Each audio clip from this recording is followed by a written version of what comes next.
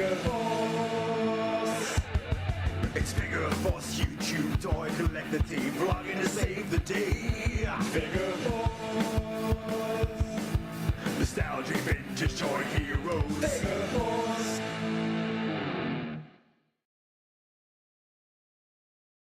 Hey folks, Borders Dude here with this week's FigureFOURce video. I'm going to take a look at toys that I have in my collection that for various reasons are still either in their box or in their card and have never been taken out. So let's take a look at the Hot Wheels stuff first of all now. These are all going to be Batman cars, and here's the Adam West 60s Batmobile there. Yeah, it's pretty faithful, and you've got the lovely 60s Batman art. I've got another two, so it's a bit dusty. I've got the Michael Keaton Batmobile, although I don't remember the Batmobile having such massive wheels.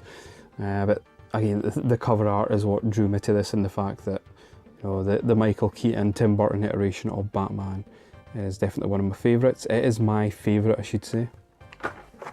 And the same Hot Wheels mould with a little bit of, you know, a different art card, which is pretty awesome as well.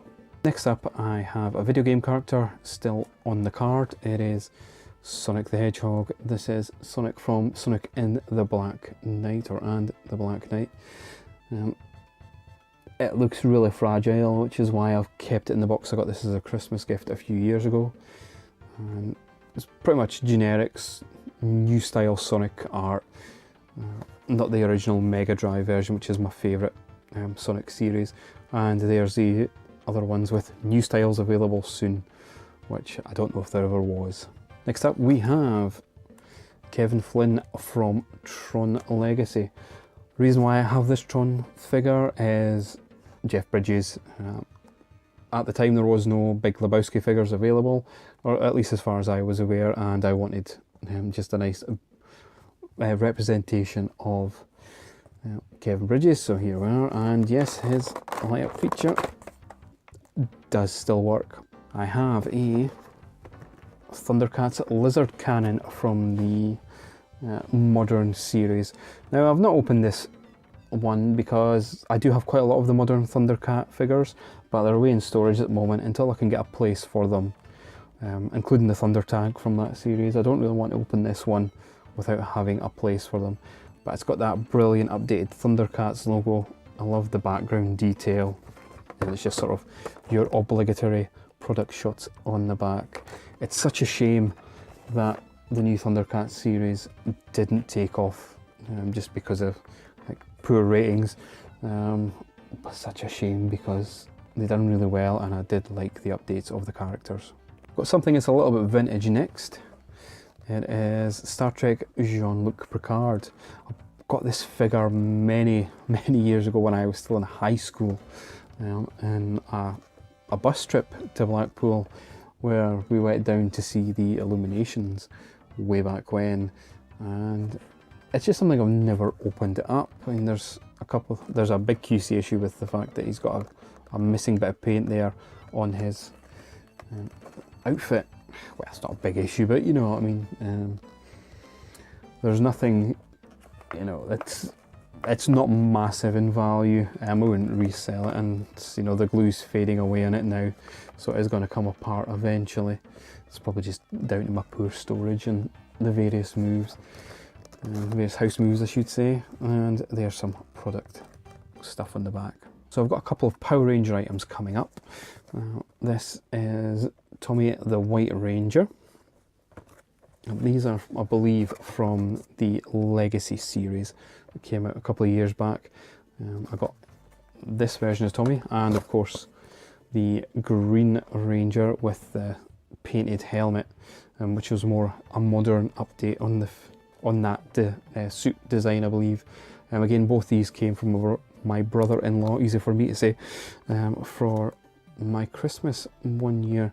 And the box design reflects the original toys that came out in the early 90s with this box window and sort of shape design, and you get a bit of info on the back of each box, just to give it that extra nostalgic feeling.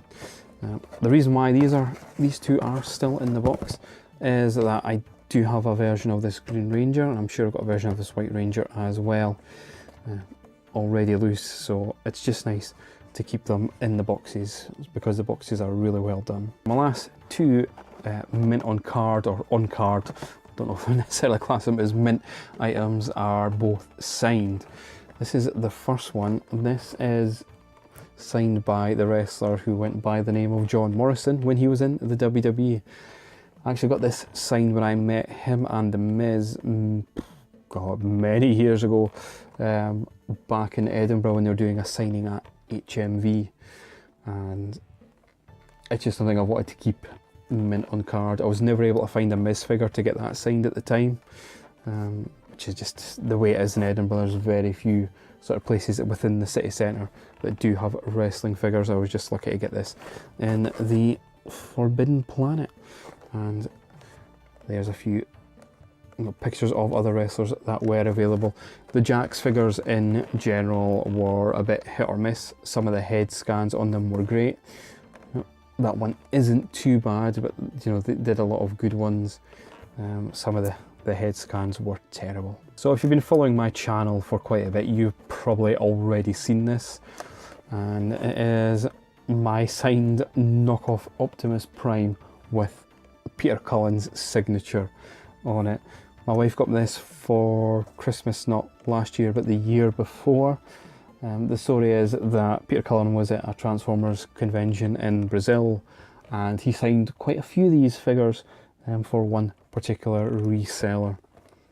I think it's just quite a nice curio piece to have.